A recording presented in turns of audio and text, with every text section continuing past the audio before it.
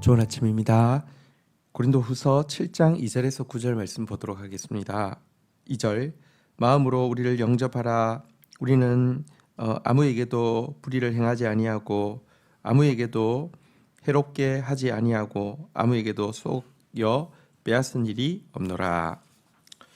자, 바울은 고린도 성도들을 향해서 이제 하나님 앞에서 온갖 들어온 것, 육과 영의 온갖 들어온 것으로부터 이렇게 멀어지고 또 자신을 지키라고 권면한 이후에는 바울 복음을 위한 바울과 바울의 동력자들을 영접하라고 부탁을 하고 있습니다. 지금까지 누구에게 잘못한 일도 또 피해를 주거나 부당하게 이익을 취한 일도 없다라고 다시 한번 밝히면서 마음을 활짝 열고 영접해 달라고 부탁을 하는 것입니다. 영과 육의 온갖 들어온 것으로부터 자신을 지키기 위해서 끊어내야 될 것이 특별히 거짓된 증언들이죠. 지금 고린도 교회에 있는 많은 거짓된 교사들은 끊임없이 바울에 대해서 이렇게 불의를 행했다, 이렇게 해롭게 했다, 속에서 빼앗았다라고 이야기하고 있는데 그들을 그냥 용납하고 있고 그들을 계속 그냥 교제하고 있으면서 하나님 앞에서 하나님을 가까이 한다, 또 하나님과 좋은 관계를 가진다 불가능한 것입니다. 그래서 지금 이 관계들 돌아보고 마음속에 바울 일행을 바른 말씀으로 그들을 양육하려고 하는 바울 일행을 영접하기 위해서 거짓된 영향들을 끊으라 이렇게 지금 부탁을 하고 있는 것입니다. 자, 3절부터 보겠습니다. 내가 이 말을 하는 것은 너희를 정죄하려고 하는 것이 아니라 내가 이전에 말하였거니와 너희가 우리 마음에 있어 함께 죽고 함께 살게 하고자 함이라. 4절 나는 너희를 향하여 담대한 것도 많고 너희를 위하여 자랑하는 것도 많으니 내가 우리의 모든 환난 가운데서도 위로가 가득하고 기쁨이 넘치는 도다. 자, 그런데 이렇게 바울이 우리를 영접하라, 다시 말하면 거짓 그 교사들과 그들의 영향력을 끊어내라라고 이야기하는 것이 책망하고 정죄하는 뉘앙스는 전혀 아님을 알게 됩니다. 사실 바울은 저들 때문에 많은 고통을 느낀 것 사실이지만 바울은 살든지 죽든지 그들과 함께 하기를 원하는 너무 소중한 이 존재들이 바로 고린도 성도들이었다라고 이야기를 하고 있습니다. 그들을 향해서 담대한 용기와 자랑으로 가득 차 있었고 넘치는 기쁨으로 그들을 위해서 수고하고 있다라고도 고백을 하고 있습니다. 바울이 이런 마음을 고린도 성도들을 향해서 가질 수 있었던 것은 그들이 영적으로 그의 자녀이고 또 그는 영적으로 그들의 목자이기 때문입니다. 목자의 심정이 있었기 때문에 이런 마음을 진실로 가질 수 있었던 것입니다. 이 마음은 사실은 예수님으로부터 그에게 주어진 마음이죠. 우리의 목자 되시고 우리의 친구 되시고 우리 아버지 되시는 주님은 우리를 너무 소중한 존재로 여기기 계십니다. 그래서 우리 때문에 고통을 당하시고 우리 때문에 수고하시지만 절대로 실망하거나 슬퍼하지 않습니다. 우리를 향한 담대한 믿음이 있고요. 우리에 대한 자랑과 기쁨이 주님께는 가득 차 있습니다. 이 때문에라도 우리는 주님을 영접해 드려야 합니다. 주님이 마음껏 역사하실 수 있는 공간을 우리가 그분께 내어 드려야 합니다. 그러면 더 기쁨으로 주님은 일하실 것이고요.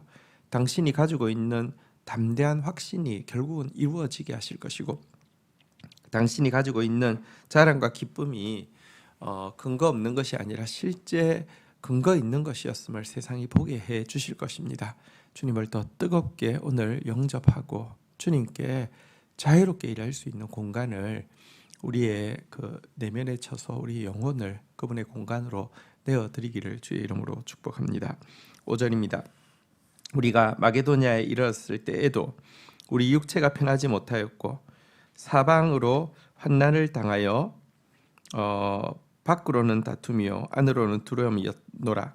6절 그러나 낙심한 자를 위로하시는 하나님이 디도가 옴으로 우리를 위로하셨으니 7절 그가 온 것뿐 아니요 오직 그가 너희에게서 받은 그 위로로 위로하고 너희의 사모함과 애통함과 나를 위하여 열심히 있는 것을 우리에게 보고함으로 나를 더욱 기쁘게 하였느니라. 자, 바울은 사실 지금 이제 마게도냐에 가 있을 때 외적으로 끊임없는 환난과 다툼 그리고 마음속으로 공포와 괴로움을 당하고 있었다라고 5절에서 밝히고 있습니다. 사실 이와 같은 또 마음의 괴로움에는요 고린도 교회와의 불편한 관계도 큰 몫을 차지하고 있었을 것이 틀림없습니다. 하지만 바울은요 하나님에 대해서 비천한 자를 위로하시는 분이다라고 말씀하고 있습니다. 그 참 고통스러운 상황을 아시고 하나님께서 위로를 주셨다는 것입니다. 위로의 구체적인 내용이 무엇입니까? 바울이 동역자 디도를 이제 그 고린도 교회에 보냈는데 디도가 가지고 온 소식이 바울에게 너무 큰 격려가 되었다는 것입니다. 고린도 성도들은 이제 바울을 그리워하게 되었고 이전에 있었던 일에 대해서 부끄럽게 생각하게 되었고 바울에 대해서 거짓 증언하는 자들을 향해서 얼마나 바울을 편에 서서 변호하는지에 대해서 디도를 통하여 듣게 되었고 이것 때문에 그는 너무 큰 힘을 얻게 되었고 기쁨을 얻게 되었다라고 고백을 하고 있는 것입니다. 하나님은 정말 가장 필요한 때 필요한 도움을 주시는 분이시고요. 특별히 우리가 쓰러질 수밖에 없는 상황이 될 때 쓰러지지 않도록 하나님께서 찾아오시는 분이심을 이 바울의 고백을 통해서도 알 수 있습니다. 8절입니다. 그러므로 내가 편지로 너희를 근심하게 한 것을 후회하였으나 지금은 후회하지 아니함은 그 편지가 너희로 잠시만 근심하게 한 줄 알미라. 9절 내가 지금 기뻐함은 너희로 근심하게 한 까닭이 아니요 도리어 너희가 근심함으로 회개함에 이른 까닭이라. 너희가 하나님의 뜻대로 근심하게 된 것은 우리에게서 아무 해도 받지 않게 하려 함이니라. 자, 그러면서 바울은 지금까지 고린도 성도들에게 편지로 책망하고 근심하게 한 것 사실 좀 후회하는 마음이 있었지만 이제는 후회하지 않는다라고 이야기합니다. 왜냐하고 하면 그 근심이 고린도 성도들로 하여금 참된 회개로 이끌었기 때문이라는 것입니다. 그래서 도리어 이제 근심하는 정도가 아니라 거꾸로 기뻐하게 되었다라고 이야기를 하고 있습니다. 하나님의 뜻대로 하는 근심은요 잠시 고통을 주는 것 맞습니다. 하지만 결코 영혼에 어떠한 해도 끼치지 않습니다.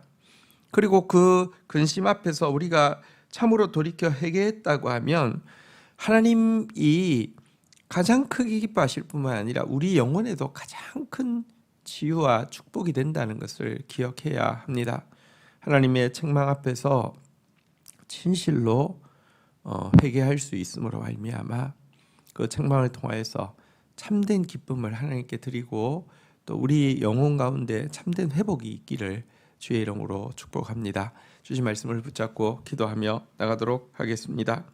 하나님, 우리가 예수 그리스도에게 마음껏 역사할 수 있는 공간을 오늘도 기쁨으로 내어드릴 수 있도록 주님 은총을 베풀어 주시기를 원합니다.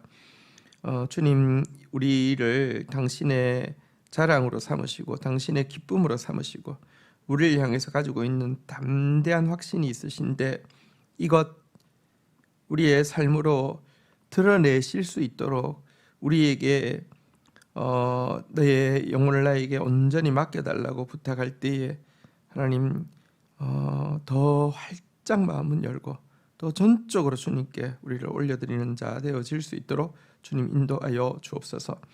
하나님은 특별히 비천한 자를 위로하시고 가장 도움이 필요할 때에 가장 적절한 도움으로 도와주시는 분이심을 고백합니다. 오늘도 그 하나님이 우리의 하나님이시기에 하나님 앞에 심정을 통하는 자 되어지게 하여 주시옵소서. 특별히 하나님의 뜻대로 하게 된 근심은 잠깐 고통을 주기는 하지만 정말 우리의 영혼에 비교할 수 없는 큰 기쁨과 회복을 주는 것이라 하셨습니다. 오늘도 주님 앞에서 진실하게 참회하고 돌이키는 자, 주의 책말 앞에서 정말 겸손하게 돌아보는 자 되어져서 하나님을 기쁘시게 하고 자신의 모습이 온전히 회복되어지는 자 되어질 수 있도록 은혜를 더하여 주옵소서. 다시 한번 간구합니다. 우리 안에 거짓과의 모든 교제와 거짓을 용납하는 그런 마음들 내버리도록 주님 은총을 베풀어 주시기를 간절히 간구하고 소원합니다. 오직 진리를 향해서 열심히 있는 자, 변호하는 자, 그리워하는 자, 사모하는 자 되어질 수 있도록 은총을 베풀어 주시기를 간절히 간구하고 소원합니다. 예수 그리스도의 이름으로 기도 올립니다. 아멘.